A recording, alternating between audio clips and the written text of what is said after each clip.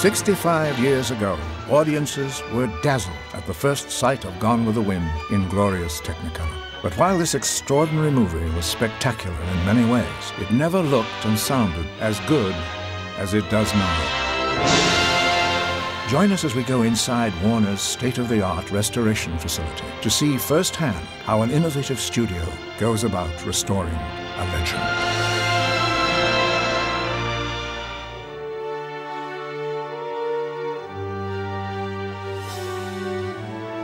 It was the first true full-color motion picture image that anyone had ever seen before. These images look spectacular. What's been sitting on these negatives all these years is just remarkable. When you look at our restored films of Adventures of Robin Hood, Gone with the Wind, Singin' in the Rain, or Meet Me in St. Louis, all of these films today, when they're re-registered and realigned, they look far superior than any color motion picture shot in the first 10 or 15 years of color photography. I mean on through into the 1960s. This company, Technicolor, developed this camera, and it actually ran 3 strips of black and white film in perfect registration simultaneously through the camera. One scene entered the lens of the camera, then got split through a prism, and that image then was recorded on these 3 individual strips of film. So each one of the black and white strips of film, while it was a gray and black and white image, it was a record of the red, green, and blue information.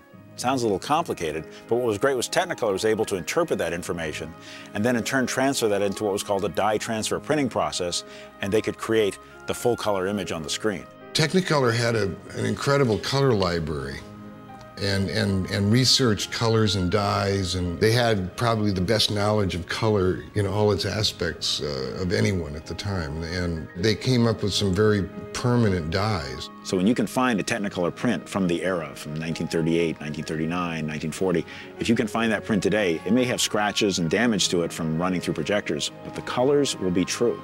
People will be happy for the rest of time that Gone with the Wind was recorded on Technicolor camera.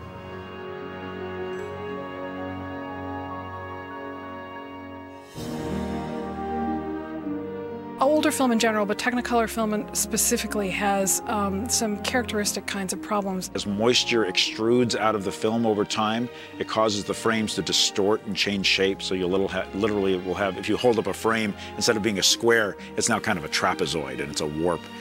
Luckily, our technology was able to compensate for that shrinkage. Otherwise, you would have seen areas like there's a shuttered sequence with Melians giving birth, and those shutters just went wild because of the shrinkage of the film. And these are normal things. Film is an organic substance. It's going to shrink, it's going to warp, it's going to deteriorate, it's going to mold, and luckily we can apply new technologies so that we can fight the ravages of time.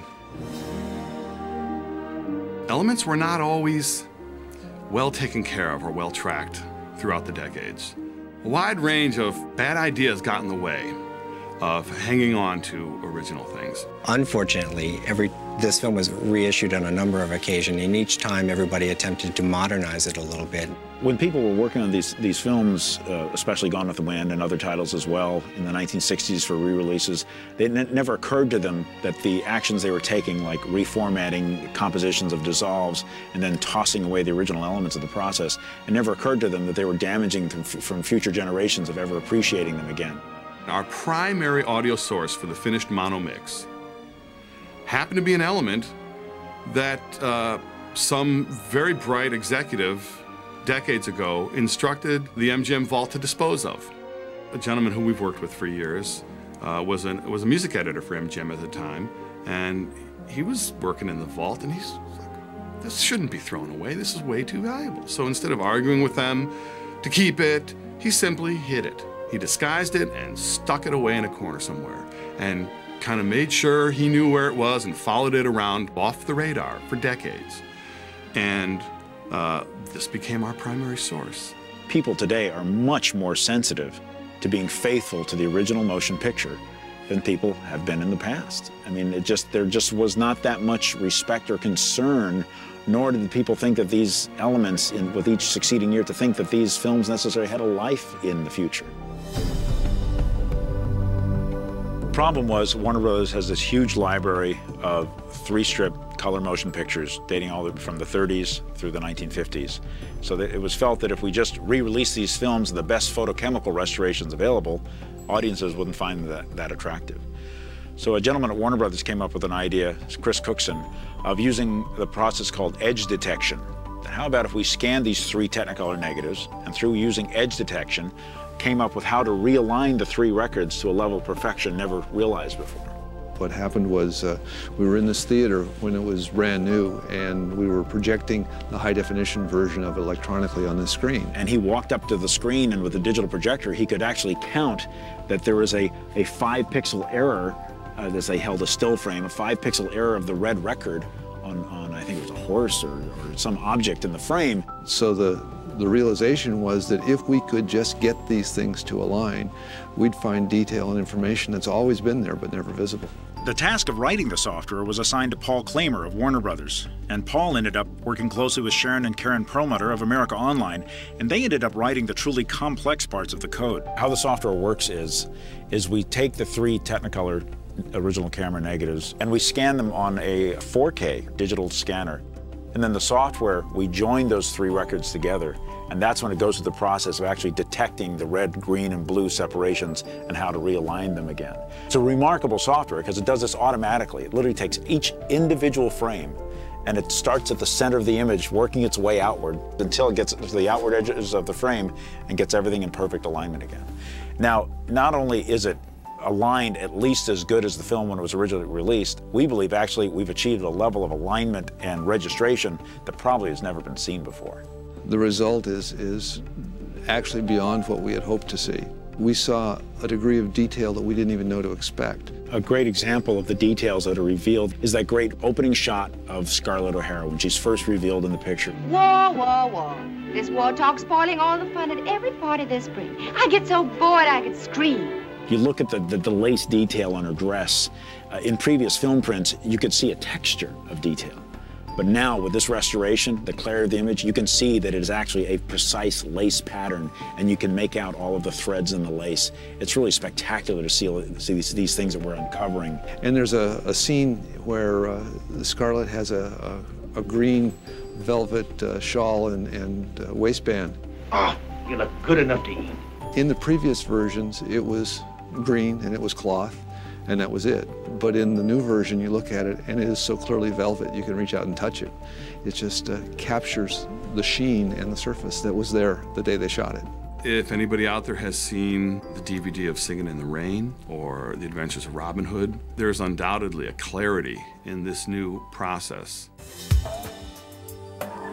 The most important thing when we're working with these films is trying to find the most comprehensive inventory of the feature worldwide. There's a lot of material out there. So the first thing we do is we gather up everything we can find to evaluate it firsthand, to look at it and see what we've got. Look at it, check out its physical condition, and then listen to it and see what it sounds like. As God is my witness, I'll never be hungry again.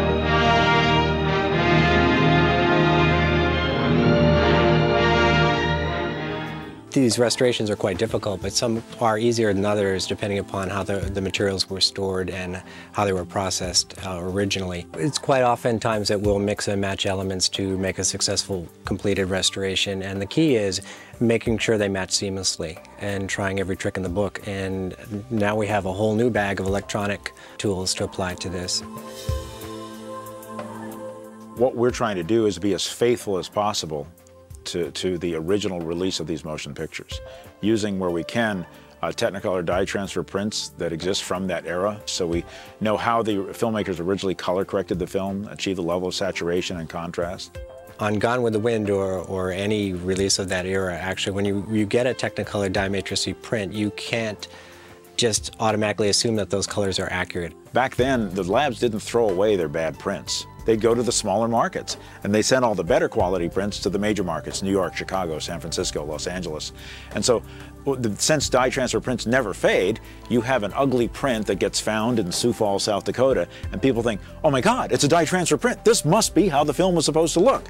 No, it's a print. It's not necessarily the print. And we have to kind of make a discrimination, a choice about what we think is the closest, what is in the best shape, what's survived the best. We were fortunate enough to get a 1939 color reference print that was used at Technicolor at the time of manufacture. It was a real boom to us because it gave us a legitimate snapshot of what this film actually looked like on its release. We had started into our restoration and we had to go back and rethink and rework our work to date after we found that, but it was a great save for us. The most important thing in the color correction process when I'm referencing the old print is accuracy, the feel of the way it looks, the saturation of the color, the hue of the color. Because one thing with these Technicolor negatives is they achieve a level of purity of luminance in the color channel of red, green, and blue that you can never achieve with color negative. So if you're not careful, you can go way too far with the saturation on these movies. We're actually reining ourselves in. We're not even going as far as we're capable of because we're using these reference prints to try to match the entire look. You do have to rethink your colors, and you have to rethink your colors when you're doing a restoration modern day because you're using different stocks, you're using different technologies, and you have to adapt your technology to make it an accurate representation of what the original 1939 look was. This process is in some ways subtractive rather than additive. Video shows you so much. It shows you so much of the color, and the color interacts so much, and the way it actually looks on film, you have to kind of rein that in sometimes. You have to make it a little more subdued. It's not uncommon in this film, which is very challenging, to have probably about 8 to 12 color corrections in one particular shot, just to make it look cohesive. Most people don't understand it, even with motion pictures today, from Harry Potter to Troy, is that every shot when you see a movie actually has been carefully color corrected and balanced so that it's an even looking balance of color, brightness, and density as you view it in the theater. And that went on in 1938. It goes on in 2004. After we've completed our color correction, we'll start tackling damage inherent in the original camera negative, dirt and dust or debris that have accumulated over the years.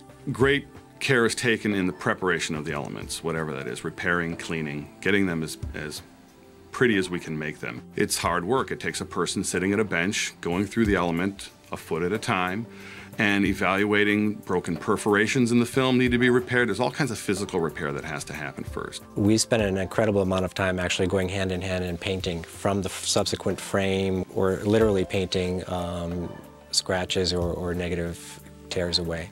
You can have a scene where an actress is turning her head and there's a specular highlight, a little glint on her eye, just on one frame.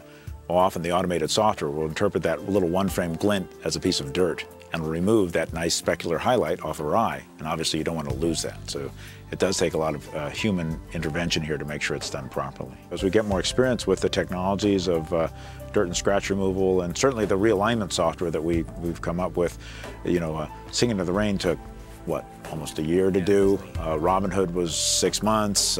Meet Me in St. Louis became a shorter time frame. So as we get more experience with it, it becomes easier and easier. We're able to unlock what was there originally. We can take something that's always been beautiful, that's been kind of covered up and maybe smothered a little bit by time and limitations in the format, and we can brush off the unfortunate stuff and uncover what's in there. We're still trying to end up with a track that sounds like the original of Gone with the Wind, but we do reveal more information in the tracks. In other words, you can hear the rustle of dresses that you could not hear before in the composite track. You can hear percussion instruments in the scoring. The challenge in creating stereo for an old movie like this is to make it convincing, because in creating stereo, it shouldn't be to, wow, what was that? It should be supporting the picture, supporting the story. When Rhett and Scarlett are trying on her new hat that he's brought her from Paris, in a scene like that, there's going to be almost no difference between a 5.1 stereo and a mono. They're in a room talking, and there's nothing you can do with a scene like that except make it play as natural as possible. Alternately, when Atlanta is being evacuated as the Yanks are approaching and they're shelling Atlanta, there's a lot of opportunity there. There are bombs going off all over the place, some on camera, some off camera. And it supports the picture and the story, but again, not to the point, hopefully, where it's noticed. It should never take you out of the story. The consumer of the DVD is really getting a huge quality leap in terms of the audio tracks. And now you've got 5 discrete channels of audio information that are basically digital copies direct from the master tapes. It's amazing quality leaps. The reproduction in the theaters in the 1930s was very narrow. I have filters that emulate it, and when you compare, it's like going from high-resolution stereo to AM radio. So there was always a lot more information in the original recorded tracks, high frequencies and low frequencies, than was ever heard in the original presentation. We like to view digital technologies as empowering us to mine the information that's been sitting on these film and audio elements that's been sitting there all these years for us to discover. We aren't doing any digital enhancement or digital image creation to create something that wasn't there previously. We are not allowed to sweeten or add extra things. We are bound by Warner Brothers to only use original elements. We never try to augment somebody's work. What we try to do is basically replicate what we have in its purest form, and we're trying to replicate the theatrical look of the film. So what we try to do is use period references and sources print-wise to capture the intended projected look, so it looks like we were in the theater at the time. But we're taking these films that have been basically degrading over the decades. People haven't been seeing the versions that people saw 65 years ago. In fact, people think these films are grainy, or they think that they always were grainy. The truth is, when people saw these films in 1938, 1939, 1945, they weren't that grainy. They're actually quite pleasing. The Technicolor process itself was kind of a grain-hiding process. The ability to really restore the image back to what was originally filmed is something that is very powerful today, and which really has only been available in a lesser form in years past. And so what we're trying to do is we're trying to take these tools really to their limit to find out what they can do to give us the power to get what's really on the negative up onto the screen. Someday I want you to say to me the words I heard you say to Ashley Wills. I love you. There's nothing between you and seeing the absolute best quality that we show the filmmaker. It's stunning what they can achieve with the picture now. And it sure is a happy day. These motion pictures have almost infinite life. There's always new audiences to appreciate and enjoy these pictures. People can see these films in a way that they've never been seen before. I hope that people continue to love these movies the way I love these movies.